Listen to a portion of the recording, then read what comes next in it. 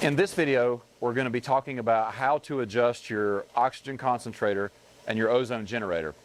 We already have the system running, and right now the system is actually below set point. The generator is not coming on. We're not making ozone, and this is the first part because we're below 5 psi. So I've artificially adjusted this so that we're below 5 psi. So we need at least 5 psi for the generator to come on. That's going to vary a little bit depending on what kind of ozone generator we're using, but generally it's about 5 or 6 psi. Even if you don't remember that, just remember that every generator we use is going to have some kind of minimum pressure, and if you're trying to troubleshoot this, that's the first thing I would look at. I would just start by increasing the pressure to see if you can get the generator to trigger on that way. As we are going through this, what we're essentially doing is trying to do a couple different things. We're trying to balance pressures so that we keep a stable pressure inside this generator.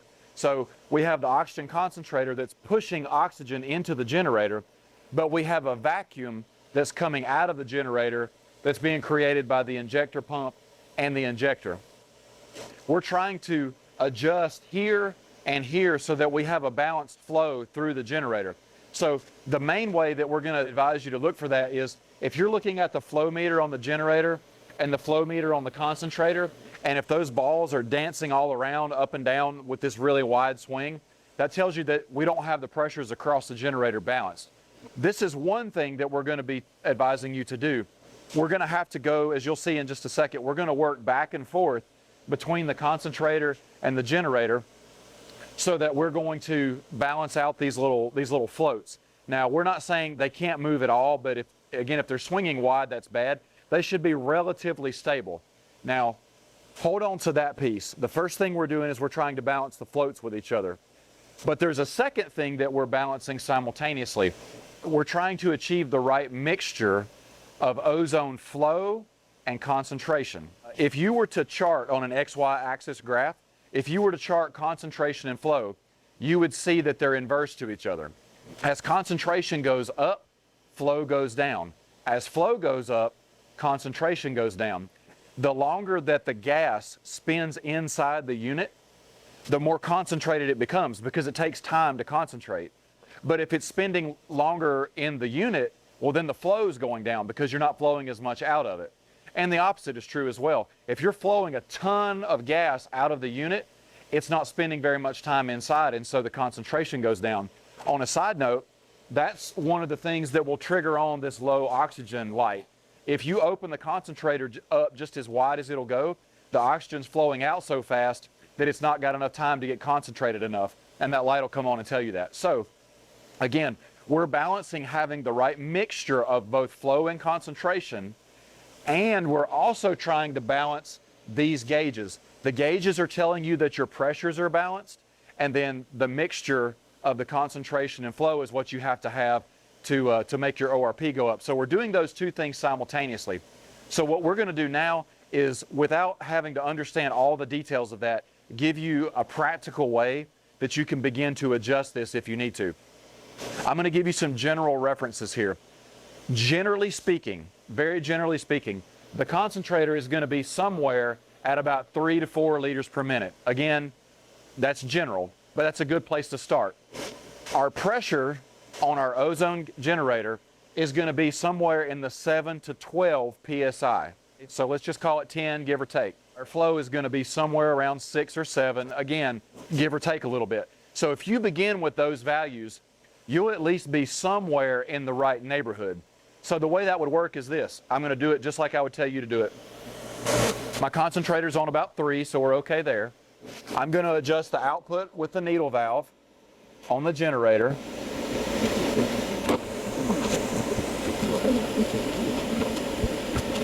Side note, if you're turning the needle valve on the generator and the pressure doesn't go up, it means we don't have enough pressure come from the concentrator. So that's what I mean. I say we have to work back and forth. Okay, but we see this coming up. All right, in just a second, we're going to be above the 5 psi threshold. We see the generator come on because we're below set point. Okay, we're going to make fine adjustments with this needle valve because you turn it just a little bit and it can change a lot. So we're not quite up into that 7 to 12 range yet. So I'm going to keep turning until I get what I need. Okay, need a little more pressure because I'm turning the needle valve and it's not, there we go, now we're moving. So we have enough pressure from our concentrator. All right, now, what we see is that my pressure is in that range, that 7 to 10 or 12 range, but these two are not, all right? So what that means is I probably need to back my concentrator down just a little bit, realizing that as I do that, this is going to change. So again, we'll have to watch both of these and go back and forth, all right? So as I do that, as I back the concentrator down, this gauge, the pressure is still within range. We're on the low side, but we're within range. But you see my flow is starting to come down. Okay, we're still really high, but we're coming down. All right? Now, these two are looking better, but now I'm getting on the low end of my pressure. So I need to go back to the needle valve again.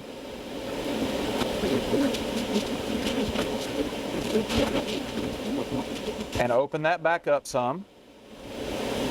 All right, so now my pressure is getting back up within range. Let's go back. We're still getting closer here, and we're still pretty close to being in range of the concentrator. So again, anytime you adjust one of these, the other one is going to change. We go back and forth until we get these balanced, and you can see this is relatively stable. We're, about 8 psi, which is within the general range that we use. This float is fairly stable. This float is fairly stable. So remember, if we go back to where we started, we've achieved the first part of this whole thing, which is getting this balanced. The second part is we have to get the right mixture of the flow and concentration. The way that we know that we're close to that is simply by watching the ORP level.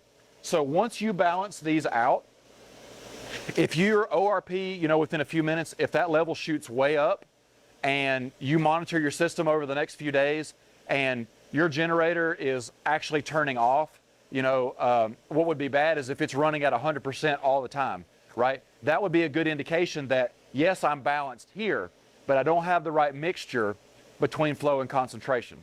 So then what I would do is, you may not know necessarily which way you need to go, but you need to adjust your ozone flow either up or down, which makes your concentration go either up or down. So again, if you think back to this graph, if you're plotting these two, you'll have this high point on your graph. We're aiming for here. You don't have to be right in the middle. But if you're not hitting the high point of the graph, which is reflected in your ORP level, you don't necessarily know, do I need to go this way or this way? You just know you got to do something. So that's, again, you're going to make an adjustment, come back and balance these two, make sure that everything is in range, and watch your ORP. So another way to attack this and say the same thing is, these can be balanced perfectly, but you still not have the right mixture, and that will be reflected in a low ORP. So you have to do both of those things. These have to be balanced, and we have to have the right mixture. If you're having trouble hitting set point, adjust the mixture, balance them together, and then watch. And so it's not imperative that you have the perfect mixture between flow and concentration.